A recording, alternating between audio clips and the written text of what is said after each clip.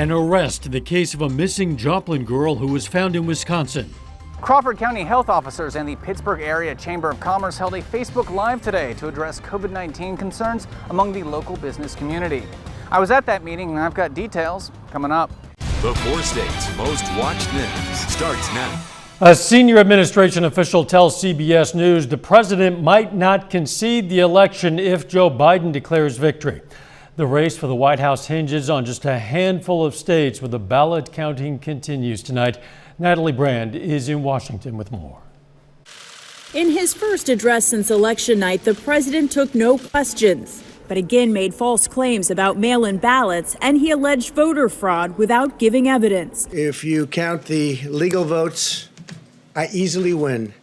If you count the illegal votes, they can try to steal the election from us. The president referenced battleground states where his lead has narrowed, including Georgia and Pennsylvania. It's very close in Pennsylvania, right? There's no question. And so that means it's going to take longer to actually see who the winner is. We have very strong processes in place that make sure that voting integrity and security are constantly followed by every county in the state. Election officials from coast to coast are defending the integrity of the vote counting process, even as the Trump campaign presses forward with legal challenges. We are not aware of any improper ballots that are being processed. As the vote counting continues, the focus remains on several key states that remain razor thin.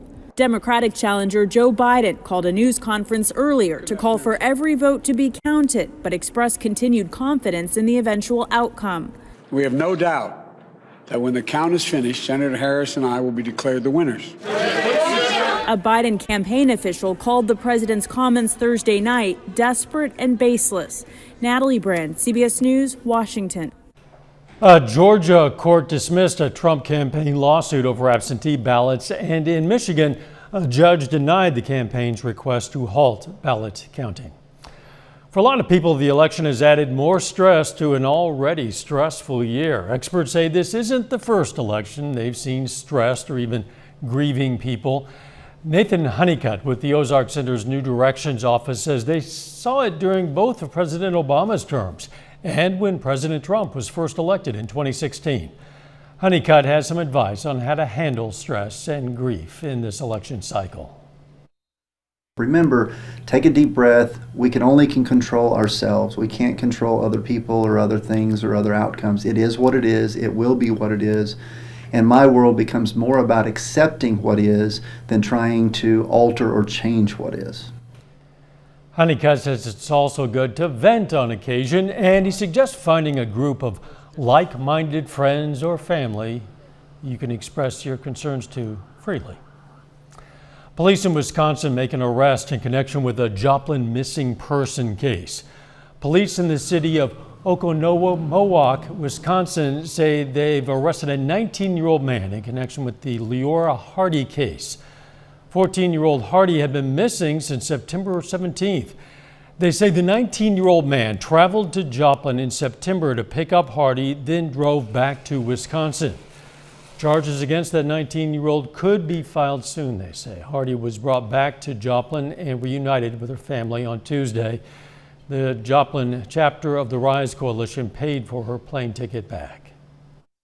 We had been part of assisting the police department to get them fed while they were doing the incredible search that they did for that missing person at that point in time. And so obviously that collaboration, we were alerted to the fact that she had been found and were able in that instance to say, hey, is this a way that we could assist? Joplin police wouldn't comment on the arrest. Police in Wisconsin say the 19-year-old could be charged soon. He's being held in a county jail in Wisconsin. Doug Heddy joins us now with a first look at the weather. We've been on a roll weather-wise. Yeah, about a week now we've had pretty good weather. Temperatures fantastic, mainly into the 70s. 76 for us today, average high is 64. So a good chunk above where we should be for this time of the year. Record on the state, 81, set back in 1978. Clear skies, a little bit of ground clutter has been popping up. Besides that, nothing going on across the entire Central Plains. Temperatures still look pretty good. We're sitting into the mid 50s. I think most of us will drop back near 50 a little bit later on tonight, 52 to 53. We have a light south wind, so that will keep our temperatures up just a bit. 63 by 9, 72 by noon, and then we should top out right around 76 once again for us tomorrow afternoon. So it looks pretty good. We're going to look at some changes moving in down the road here in just a bit. All right, we'll see you soon. The Pittsburgh Area Chamber of Commerce and Crawford County health officials hosted a Facebook Live today where they addressed COVID-19 concerns among the local business community, which is preparing for the holiday shopping season. KOAM's Mike Mahoney was at that meeting and also spoke to a local business owner who tuned in. One of Pittsburgh's newer restaurants, Toast, has been able to succeed during the pandemic, but there are times when things are tough. We still have days where you're slow and you don't know if that's because numbers have gone up or if it's just that time of year or what. Toast owner Heather Horton was one of many Pittsburgh business owners who tuned into Thursday's Facebook Live hosted by the Crawford County Health Department and the Pittsburgh Area Chamber of Commerce. The purpose of the broadcast was to answer coronavirus questions and concerns from the business community as the holiday shopping season approaches. We've seen businesses, several in the community, that have had to shut down, not because we shut them down, but because they didn't have the employees to run their store. And that's 2 weeks out of, with isolation and quarantine, that's 2 weeks of closure, and in the Christmas season. Crawford County's health officers made it clear that shutting down a local business was the last thing they wanted to do. But they also made it clear that they need all local businesses to play by the pandemic rules for their safety and the community's safety. The health department and the chamber said they've received multiple complaints from local businesses who are losing customers to competitors who aren't taking COVID-19 regulations seriously. That's something Heather can relate with. It is harder when you see them doing, things that where, the state has told us what we should be doing. And I feel like if you're going to follow KDA rules, why wouldn't you follow other mandates that have come across through the state? Although many topics were addressed, the biggest takeaways from the Facebook Live were the importance of mask wearing in local businesses and their following of other safety guidelines, especially during the holiday season. In Pittsburgh, Mike Mahoney, KOAM News. The names of businesses asking questions at the Facebook Live were kept anonymous so business owners could ask about anything COVID related without fear of being embarrassed.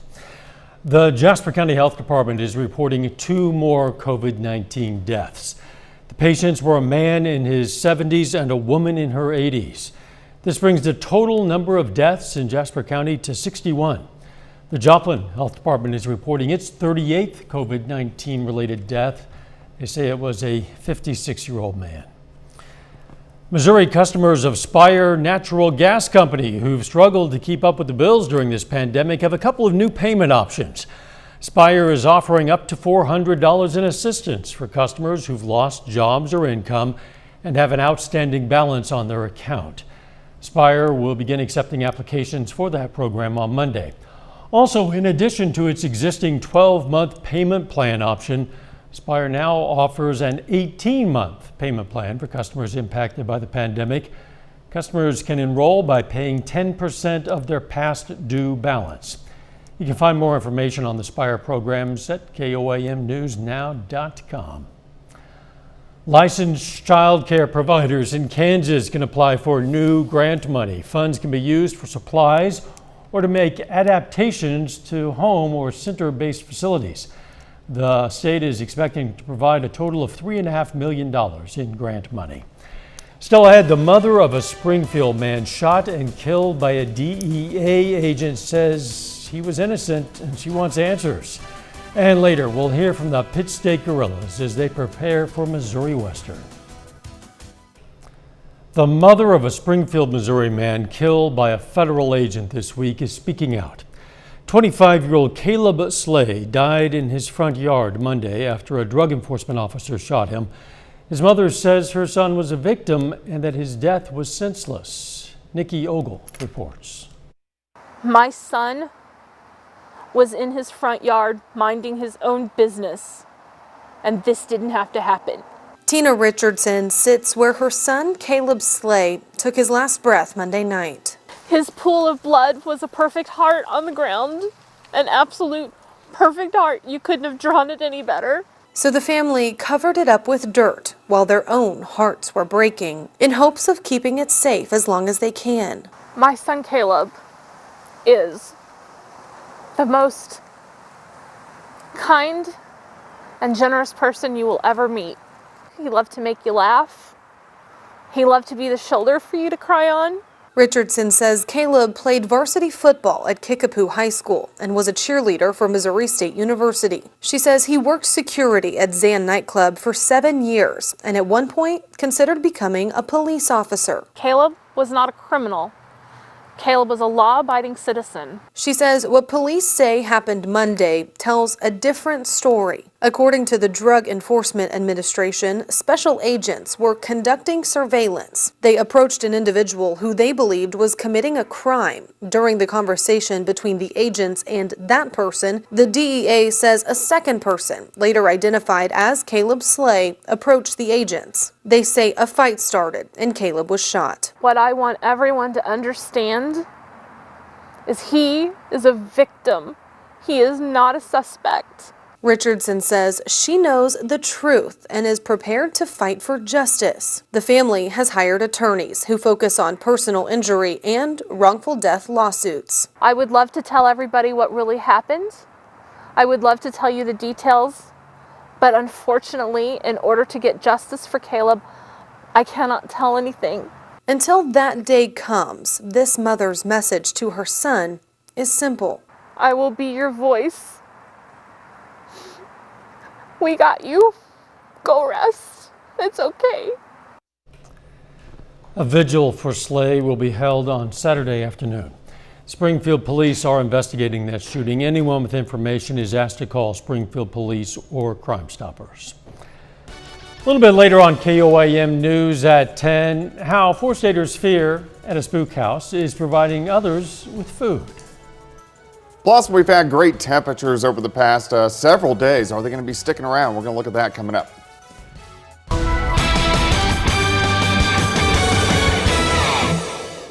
Well, we've had a nice stretch of very good weather over about almost a week now since Thursday afternoon when the clouds broke after all the rain and ice that we had last week. Since then, it has been pretty good. Great day once again for us today. Fantastic time lapse. Indigo Sky Casino and Resort, of course.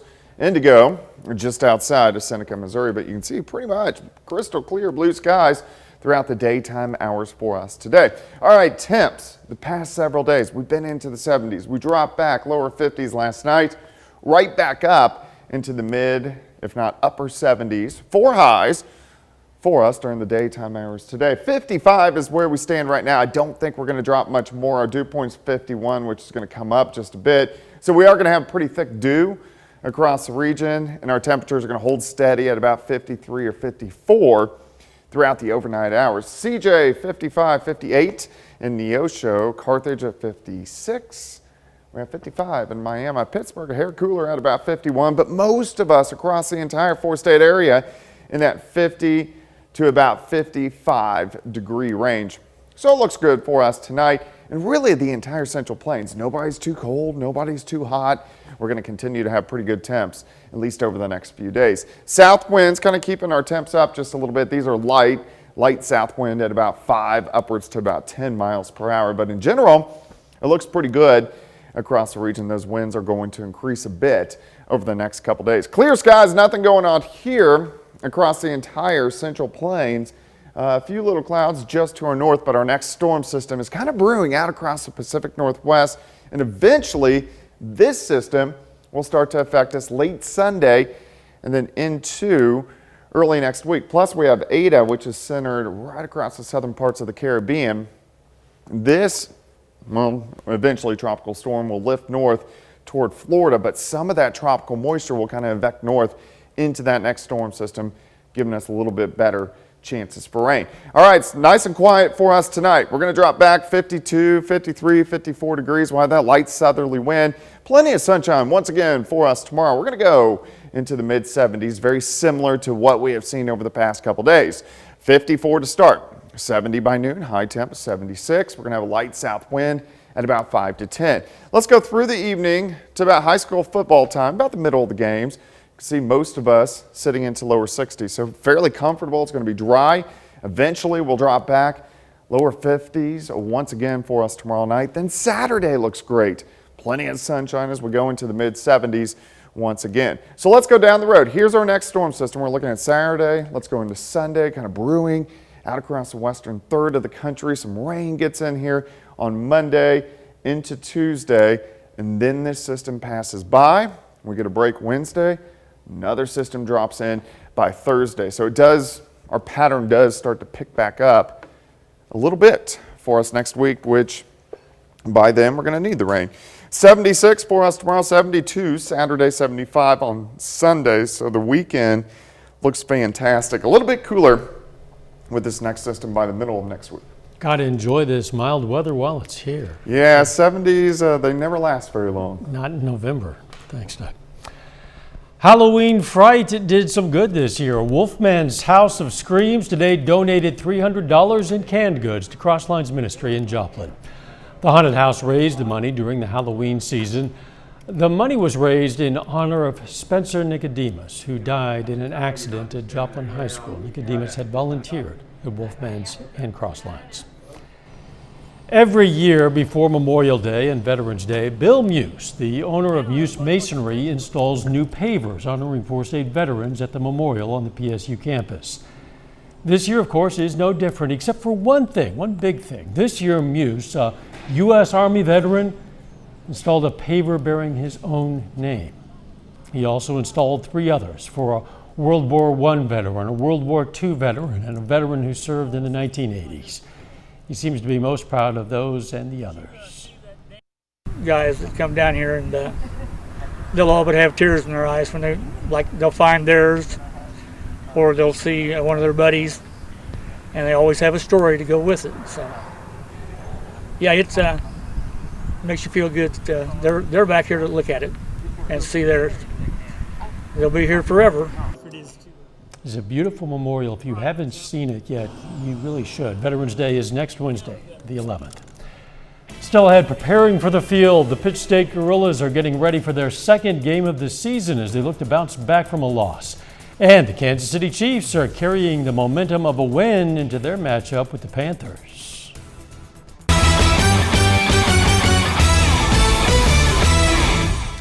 The Pittsburgh State Gorillas play their first road game of the season this weekend. On Saturday, the Gorillas travel to St. Joe to face Missouri Western, aiming for their first win of the fall.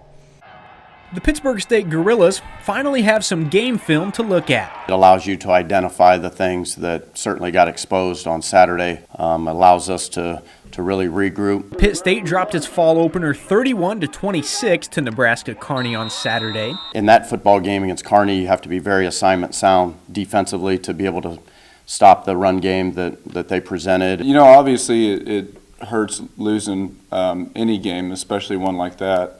But I think some positives that we took away was just our fight. We showed a lot of grit out there. On the positive side, quarterback Max Sexton threw for 398 yards and 3 touchdowns in his first game in head coach Brian Wright's new offense. We knew he was going to bring in some creativity, and I love it. I'm excited to learn every day from him. I got to learn quickly, how he picked up the offense and that this was going to fit his style. And then we saw a couple practices in spring and probably didn't know a bunch then. But once we really got into preseason this September, I knew that he was going to be able to read the coverages how we want him to read them and be able to get the ball out in a timely manner like we like. Now, the Gorillas take what they learned this weekend to St. Joe, aiming to pick up their first win against MIAA rival Missouri Western. Really impressed with Missouri Western. I'm impressed with their athletic ability, how well they run on offense and defense and in their kicking game. They have a dangerous returner. They got a great receiver. Their secondary is very athletic, and they're just athletic and physical as an entire football team. Very impressed with them. Pitt State's game against Missouri Western will begin at 3 o'clock on Saturday afternoon. In the NFL, the Kansas City Chiefs remain at home this week, hosting the Carolina Panthers on Sunday. The Chiefs are 7-1 overall right now after blowing out the Jets last weekend. Kansas City has a chance at their 4th straight win on Sunday.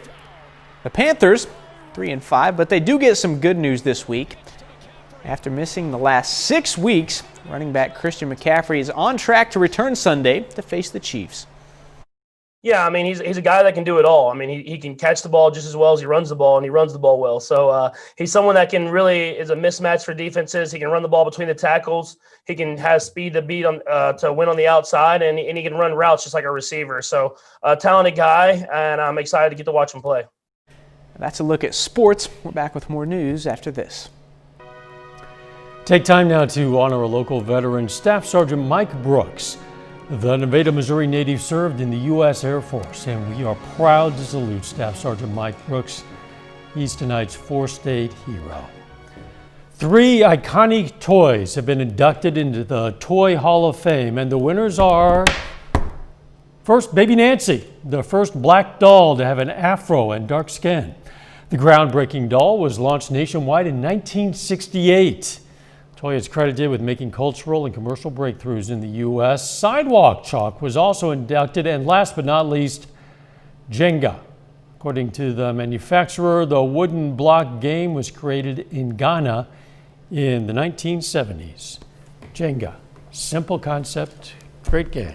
Yeah, it's fun. Yeah. I always played it as a kid and an adult. So. It's a very low-tech way to have fun. Very much so. The weather looking pretty nice. Yeah, 76 tomorrow, 72 on Saturday, 75 on Sunday. So all the way through the weekend, it looks pretty good. Rain chances on Monday and Tuesday. Thanks for joining us. We'll see you right back here tomorrow. In the meantime, let's take care of ourselves and each other.